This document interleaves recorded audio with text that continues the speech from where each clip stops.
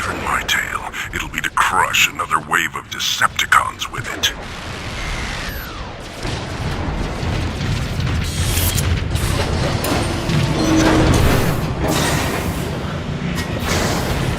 Get these enforcers online! Take cover! Put out that fire!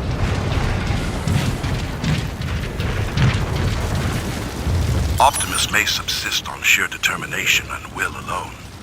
Great leaders draw their power from conviction. Their armies, however, march forward only under the power of Energon. This terrible war will reach its end, not because all have finally become one, but simply, I fear, because all have become none.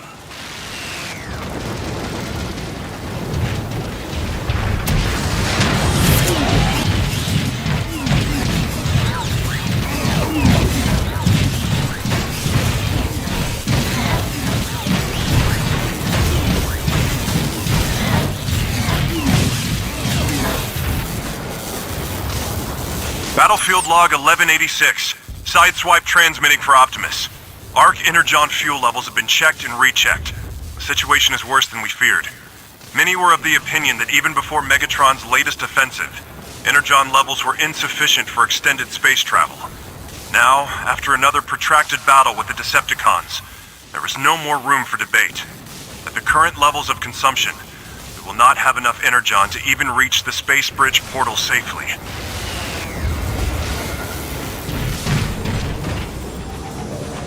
Optimus! Perceptor! Meet me at the command terminal.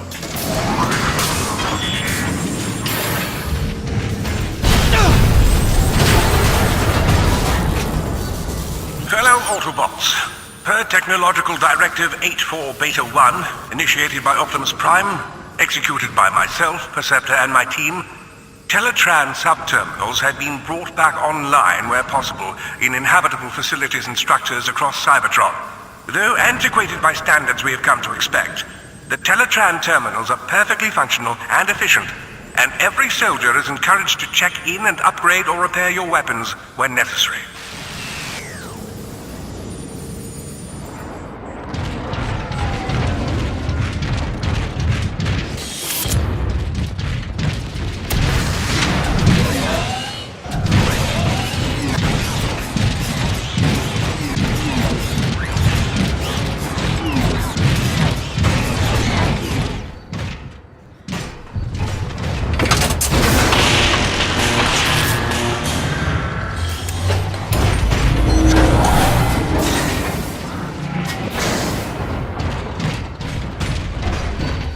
Arc inspection log 1245.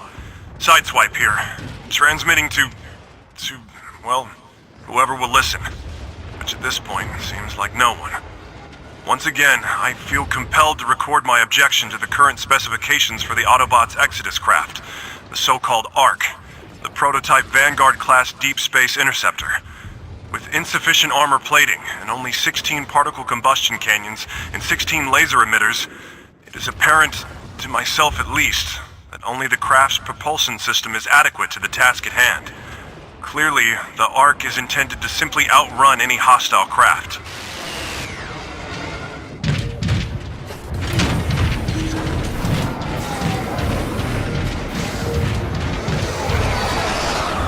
Battlefield log 4578. Leapers. There's a whole platoon of them activated. If you're listening to this, turn back and avoid engagement at all costs.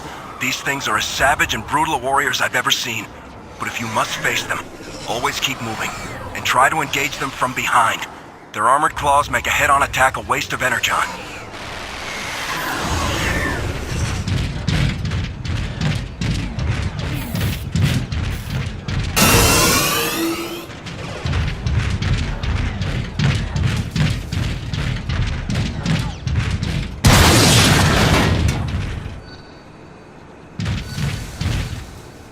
Arc inspection log 1313, my final entry in this record.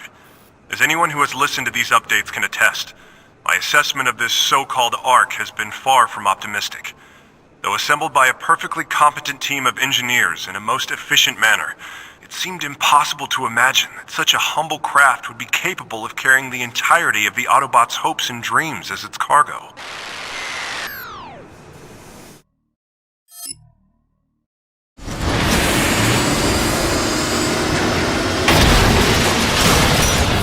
You're leaving nothing behind but a cloud of vapor!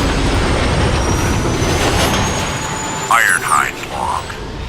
Been fighting this war for so long, sometimes I forget how it started. In the early cycles, Cybertronians knew nothing but the job they were born into, the daily grind of an orderly world. Things seemed to change in the blink of an optic. We evolved as a society and free thinkers. Many of us wanted to be free to explore the cosmos. Others had more sinister designs.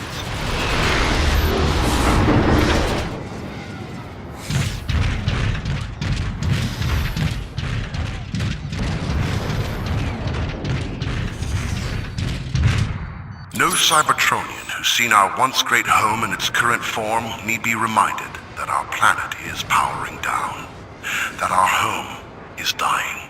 So I record this log not for this day and age, but for a future that may well never come to pass. But still, we must hope that one day a future generation will once again know Cybertron only in its resplendent, gleaming, metallic glory. And it is for this generation that we must chronicle the cause and consequence of our planet's decline.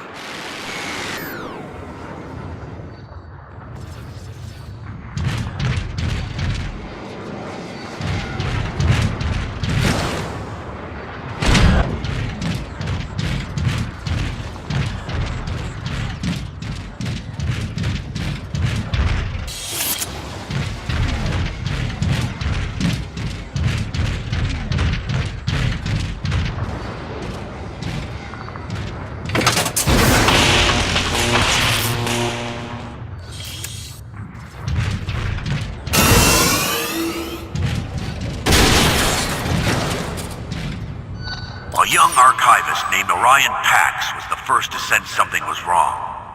Working in the Hall of Records, he monitored the same transmissions as everyone else.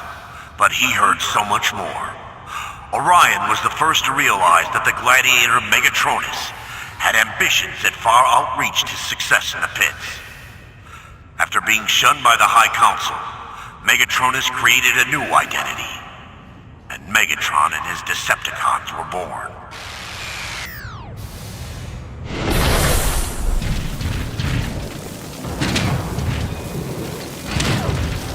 Lieutenant, we're pinned down. Cannot proceed to rendezvous. There's a giant marauder laying down a wall of flak. Thing won't let up. Primus! Just lost our flank support.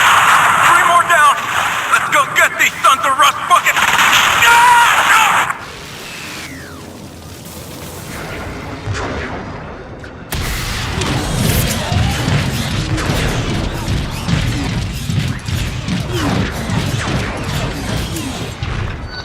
When the Decepticons came, they came with a ferocity no one had seen before. We Autobots weren't fighters. We had no experience in war. We were ill-prepared to face Megatron's legions.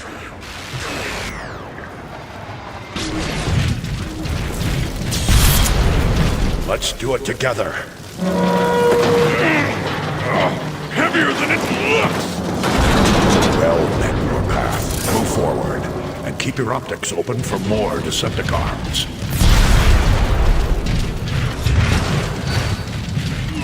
Charged with being the last line of defense for Iacon, the Autobots' capital, and guarding the gateway to Cybertron's core, Omega Supreme was considered unstoppable in battle, relentless in his mission, and fearless in the face of danger. When Megatron and Omega Supreme faced off for the final time, Megatron and his Decepticons managed to open just a small chink in Omega's armored chest plate. Megatron poured dark energon through this seemingly innocuous wound. Even the greatest of warriors could not combat the terrible corruptive power of the wicked substance. And after a valiant struggle, Omega Supreme fell into stasis.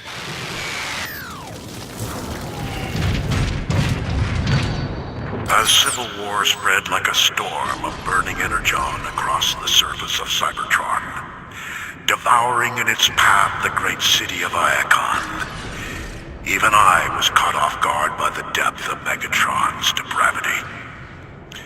I should have anticipated his utter lack of feeling for his fellow Cybertronians.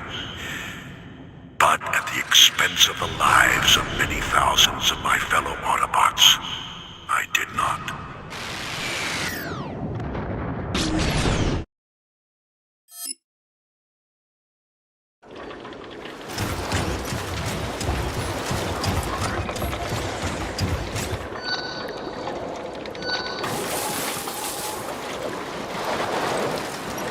Field recon transmission. I've reached the reservoir in question and sampled the liquid substance thought to be corrupted energon.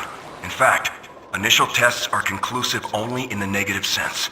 Substance in question is not dark energon. Repeat, it is not dark energon.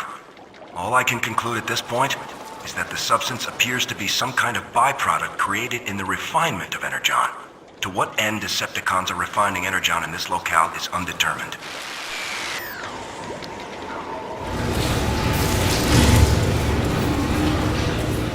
Never have I observed such a traumatizing sight. An entire city of rust.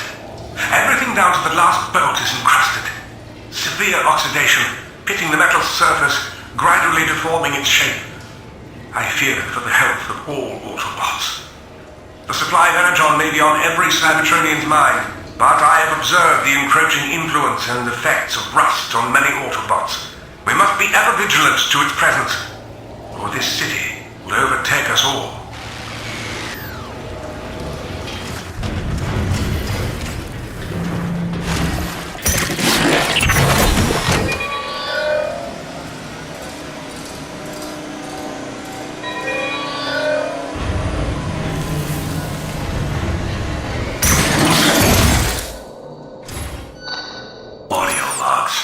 That's all we hear about these days. Since the general evac order went round, all good Cybertronians are expected to record their impressions, recollections, and insights as to how we got into this calamitous mess. For the data net. For posterity? What do I know about posterity? You want my expert opinion for your audio logs? Here it is. You see a Guardian before he sees you? Put out his lights. Once he knows you're there, your grease is pretty much fried.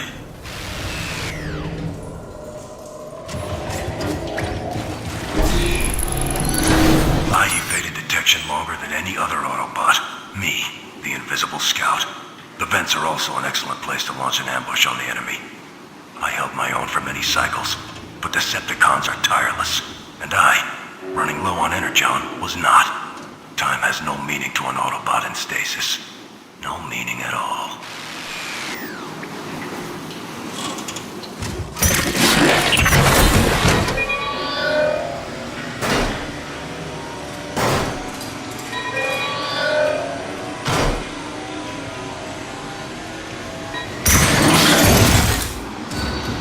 Not much is known about the civilization that once spanned across what is now the Sea of Rust.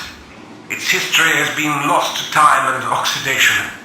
What is for certain is that its technology and culture predates the Civil War by a few millennia. Rumors persist, though unsubstantiated, of a massive explosion being the cause that abruptly ended all sentient life there and created the Sea of Rust. Whether this explosion was an accident of some lost technology or the result of a hostile conflict will be debated for ages to come.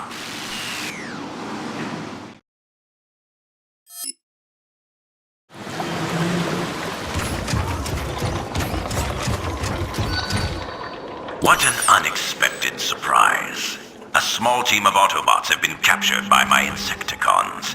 Their leader, Grimlock, is an impressive specimen indeed. I will enjoy breaking them all.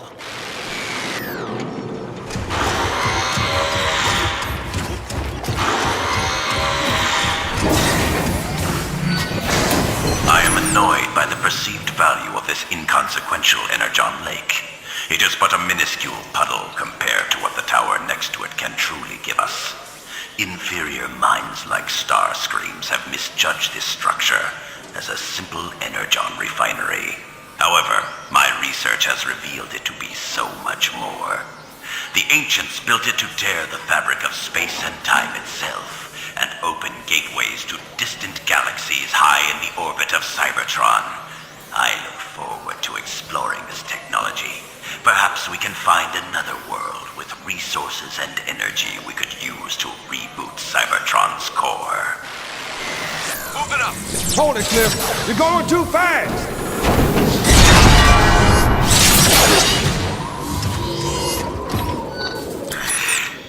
For a scientist, Shockwave sure can act like an absolute idiot sometimes.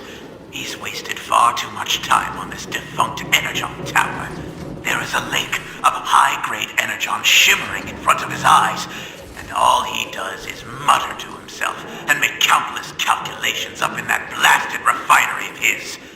Sometimes I just want to shout, "Hey, Shockwave! Want to go for a swim today? Heard there's a nice gigantic pool of Energon 10 feet from where you're standing."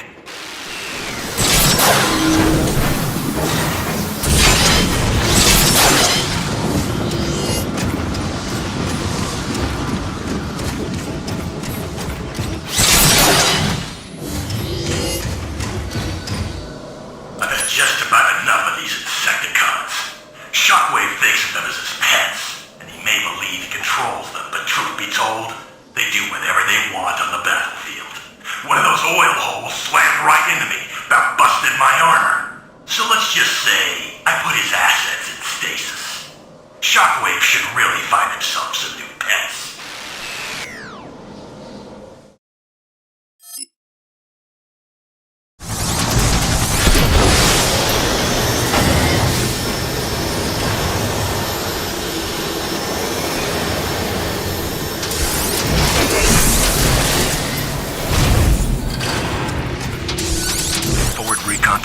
Over. Base.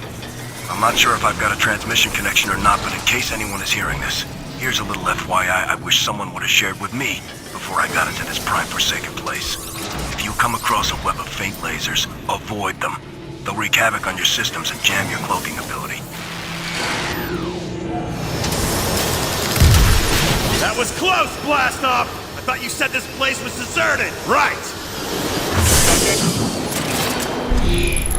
Both the Autobots and the Decepticons utilize minefields to protect and defend our trade routes. So what makes this homing mine so unique? Once it locks onto your position, it is almost impossible to evade unless you destroy it with your weapon first.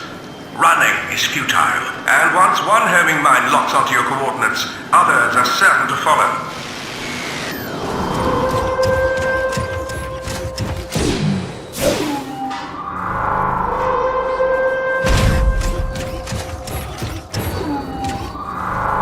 Some argued I should have split the convoy in Energon on its journey to Autobot City. However wise, there is no time. The transport, though heavy and cumbersome, is our best hope. In the meantime, I wonder as to how the Decepticons will respond to their leader being pulverized. I sense the one called Starscream has been waiting for this opportunity.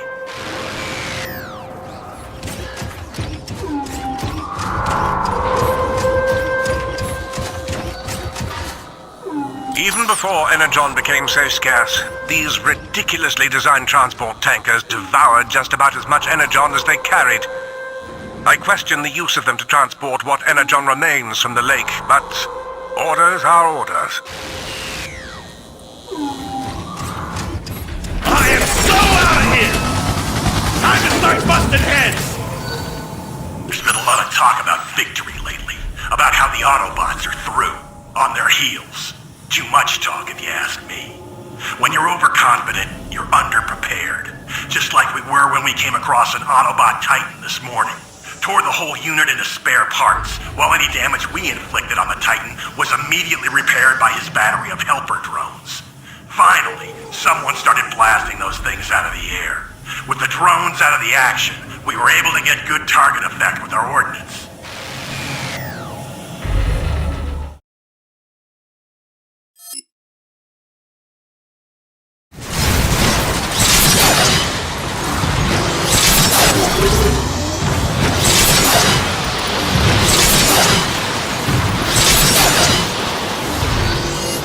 Onslaught, Brawl, Vortex, Swindle, and Blastoff. Each one a formidable force in his own right. Together, talk about the whole being greater than some of its parts. When the Combaticons combine to form Bruticus, any Autobots in the vicinity are facing a whole world of herds.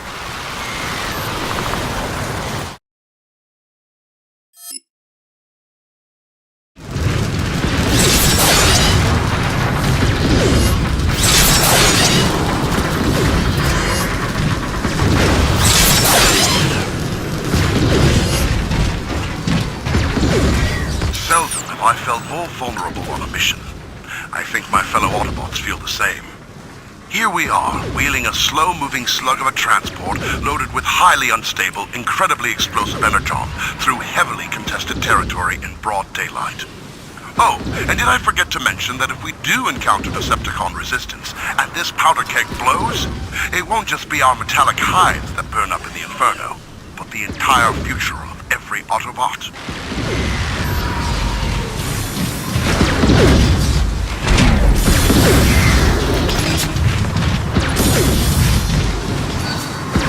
I can't figure out for the life of me who's the bigger idiot. The lughead who came up with a design that exposes live ammunition rounds on the exterior of the cannon batteries, or me, for agreeing to stand out here and load the things. What's got two thumbs and no apparent capacity for intelligence? This guy.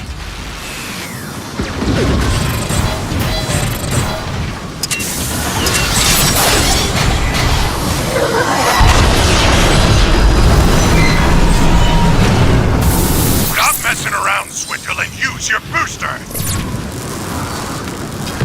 Perimeter recon report. Base, this is Recon 1-1 Alpha. We're all quiet on the western front out here. No hostiles dotting these clear blue sky. Ow! What the? I just passed in front of a vent and took a 10-foot exhaust flame right in my unmentionables! I have a speech of my own. As you command, Lord Megatron. That's Megatron! He's back! Where did he come back? Got to alert Optimus!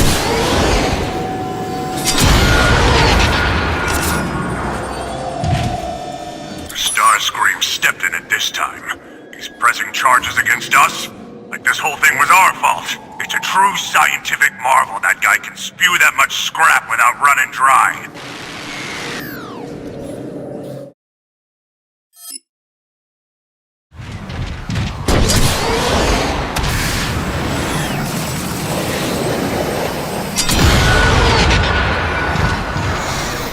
Though it might be true that we have no choice, I'm still uneasy about treating a sentient, even one as savage as Trypticon, as a repository for energon.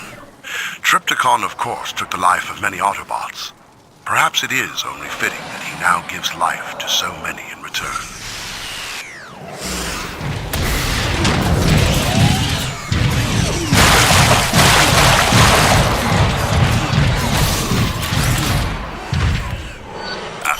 Very short set of cycles. What seemed like a nanoclick in comparison to the millennium of oppression endured by Cybertronians. The status quo has been destroyed. Optimus Prime and his foolish Autobots continue to resist the tide of history, toiling under the persistent delusion that they can single-handedly reverse the direction of time itself. The struggle for freedom has been won. The revolution will be permanent.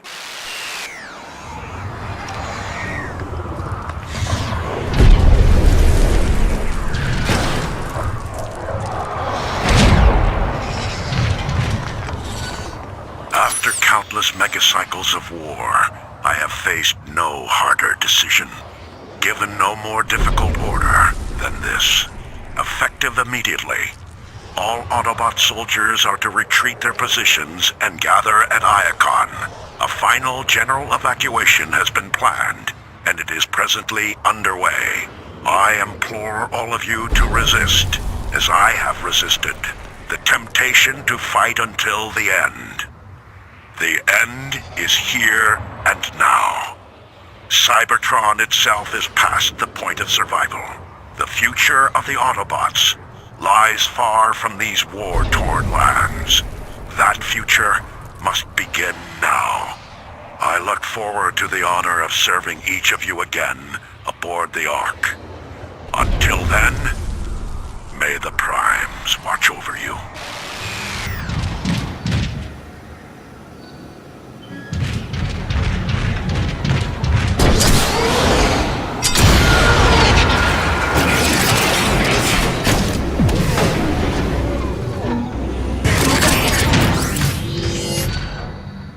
Peace will be attained through war, and nothing short of it. Hearing this simple truth, so elegantly expressed, was the first time I took genuine notice of the gladiator called Megatron. Like most Decepticons, I felt an inexplicable draw to the gladiator pits, even before Megatron began his steady rise to glory. We were pulled to the arena as if the violence itself were somehow beckoning us. Which of course it was. The High Council and even Optimus himself underestimated Megatron for this reason. They believed that he created a revolution, when the opposite was the case. The revolution created Megatron.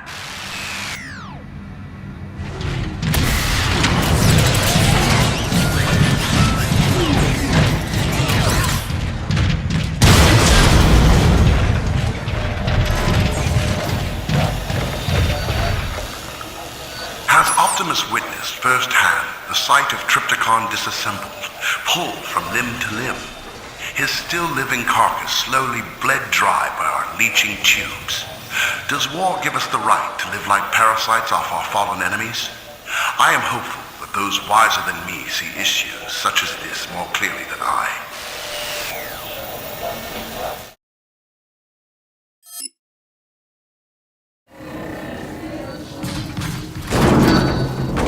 Lab Report 1161. Experimentation continues. Effectively meshed Autobot source code with most ferocious of creatures detected on target planet. 2 powerful hind legs, a heavy tail to act as a counterbalance to the longest and heaviest jaw I have seen. Splice made with Autobot soldier Grimlock. Further strength harvested by rerouting power from Central Intelligence Processing System to legs, jaws, and arms.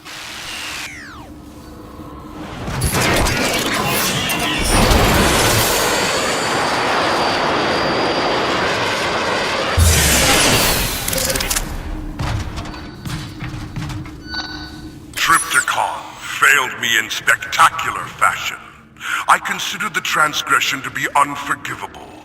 That is, until my brilliant and compassionate intellect realized that there was in fact a penance worthy enough to compensate for Trypticon's failings. We are in need of a spacecraft large enough to transport several dozen battle groups. Trypticon is no longer in need of his body. I see an elegant calculus in the making.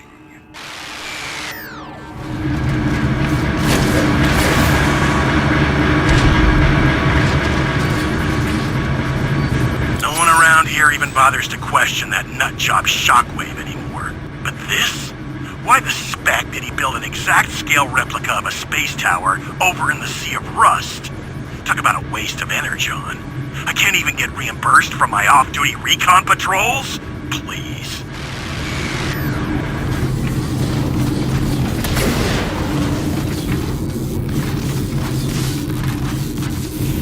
Tower security systems. Internal security report. Field to base. Our perimeter check is complete. The tower is just about impregnable. Not surprising, given that it was Shockwave himself that established the protocols. Only vulnerability we've identified is to EMP attack. Whether time and resources permit addressing this issue remains to be decided by those who punch a pay stub bigger than mine.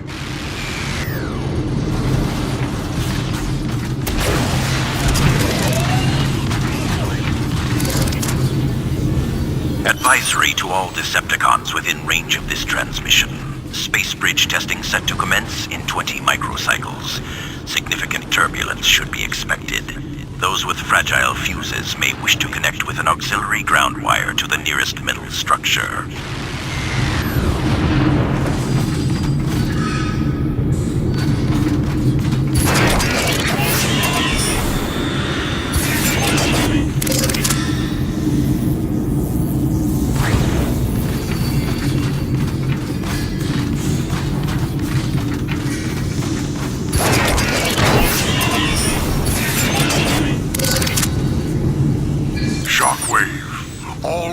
must now be focused on remote extraction of the target planet's energon reserves. Your calculations inspire sufficient confidence that such a plan is not only possible, but probable. Such an influx of raw energon right here on Cybertron will not only provide sufficient power to destroy Optimus and his Autobots once and for all, but also fuel the rebirth of our great empire. This is no longer an aspiration. It must be made a reality. Can you change form? No, everything's different. You mean better? Just different. Need to find the others. No? Where's this Start looking. Lab report 1164, with thin membranes stretching from its frail arms to its narrow torso. Together with its razor-sharp jaws, the naturally occurring creature seems almost perfectly designed to bring death from above. Almost. With only minor modifications to the Autobot suit source code, true perfection appears attained.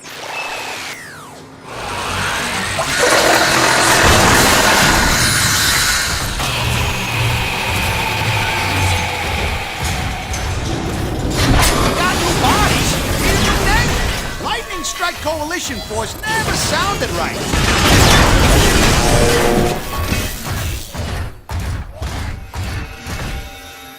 Shockwave's log. Inspired by my enhancements on the Autobots, I have decided to create a few upgrades for my personal arsenal. When finished, this gun could generate power to rival even Megatron's. Swoop! Sorry, boss. You know the drill.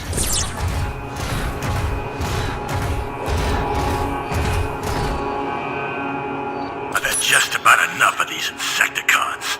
Shockwave thinks of them as his pets, and he may believe he controls them, but truth be told, they do whatever they want on the battlefield. And I may have to work alongside them, but I don't like it. They're cannibalistic. One of them goes down, another will devour it, feed on its energy. I had a friendly fire incident a couple cycles back. One of those oil holes slammed right into me, about busted my armor. So let's just say I put his assets in stasis. Shockwave should really find himself some new pets.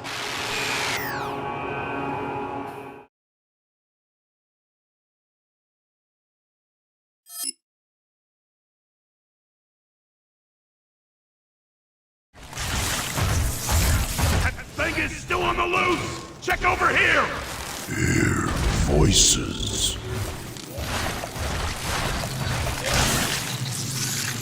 Lab report 1165. Its front protected by a triple spiked shield, and from the rear by a spiked whip-like tail, make for an excellent defensive design worthy of serious consideration. Steps have been taken to alter the source code of the subject, Slug, to approximate the naturally occurring species.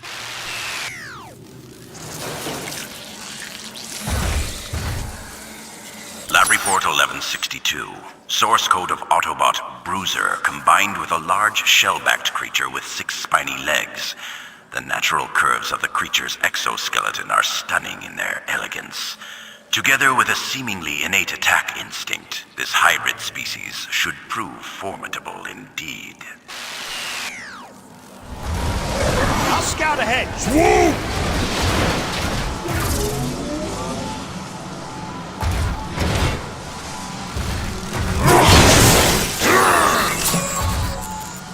Lab report 1166. A second heavily armored defense weapon might be inspired by this strangely armor-spined creature. Attempts are underway at present to fashion a true beast of burden through extensive manipulation of the Autobot Snarl's source code. Are you gonna stand there all day? Hold me up!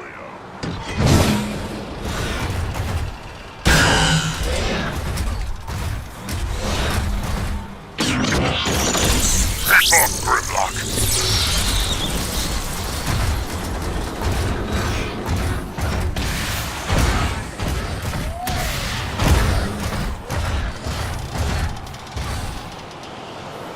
Lab report 1163. Spitter. The name says it all. The most direct and simple combination of this series of experiments. After discovering a flying, lightweight Insecticon-like creature in the wilds of the target planet, only slight source code modifications were necessary to optimize new species for combat and reconnaissance.